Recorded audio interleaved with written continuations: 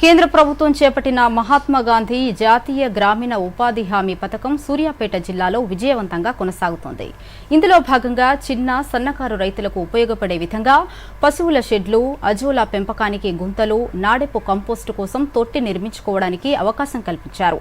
సూర్యాపేట జిల్లా వ్యాప్తంగా 7 కోట్ల రూపాయల నిధులతో 1410 పశువుల కొట్టాల నిర్మాణం ప్రారంభించామని, ఇందులో 819 షెడ్లు పూర్తయ్యాయని, మరో 518 నిర్మాణ దశలో ఉన్నట్లు జిల్లా డిఆర్డీఓ అప్పారావు వెల్లడించారు.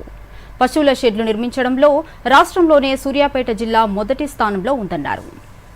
పశువుల షెడ్ల నిర్మాణానికి 83,000 రూపాయలు, అజోలా పెంపకానికి గుంతకు 6,000 చొప్పున, 3 గుంతల నిర్మాణానికి 18,000, కంపోస్టు తొట్టి నిర్మాణం కోసం 15,000 రూపాయలు అందిస్తున్నట్లు చివెంల ఎంపీడీఓ సంతోష్ చెప్పారు. ఉపాధి హామీ పథకం ద్వారా షెడ్ల నిర్మాణం, అజోలా పెంపకం, కంపోస్టు తొట్ల నిర్మాణానికి నిధులు అందజేయడం పట్ల రైతులు సంతోషం వ్యక్తం చేశారు. పశువుల కొట్టాలు మంజూరు చేయడం జరిగింది. దానిలో భాగంగా సుమారుగా 1410 నిర్మాణాలు చేపట్టడం జరిగింది. దానిలో 889 కంప్లీట్ చేయడం జరిగింది. రిమైనింగ్ 518 మాత్రం గ్రౌండింగ్ చేశారు. వివిధ దశలో నిర్మాణాల్లో ఉన్నాయి. వాటిని కూడా త్వరలో కంప్లీట్ చేస్తాము. రిమైనింగ్ ఇప్పటి వరకు మేము 7 కోట్ల సుమారు 7 కోట్ల వరకు ఈ పశువుల కొట్టాల వాటికి సంబంధించి పేమెంట్ చేయడం జరిగింది. మనకి మహాత్మా గాంధీ జాతీయ గ్రామీణ ఉపాధి హామీ పథకంలో భాగంగా పశువుల కొట్టాలు ఏర్పాటు చేసుకునే విధంగా సన్న చిన్నకారు రైతులను ప్రోత్సహించడం జరుగుతుంది. వారు పశువుల కొట్టాలతో పాటుగా అజోలా పెంపకం మరియు నాడప్ కంపోస్ట్ పిట్ ఏర్పాటు చేసుకోవడానికి కూడా మన మహాత్మా గాంధీ జాతీయ గ్రామీణ ఉపాధి హామీ పథకంలో అవకాశం ఉన్నది.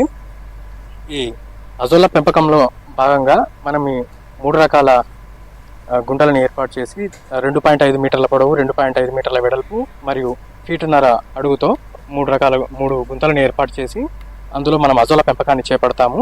ఈ అజోలా పెంపకం వల్ల ఆ అజోలాని మనం పశువులకి దానాగా వాడడం జరుగుతుంది. ఈ పశువులకి మనం ఈ అజోలాని దానాగా వాడడం వల్ల పాలల్లో వెన్న శాతం పెరిగి అధిక పాల దిగుబడి పెరిగి రైతులకి ఎంతో ఉపయుక్తంగా ఉంటుంది.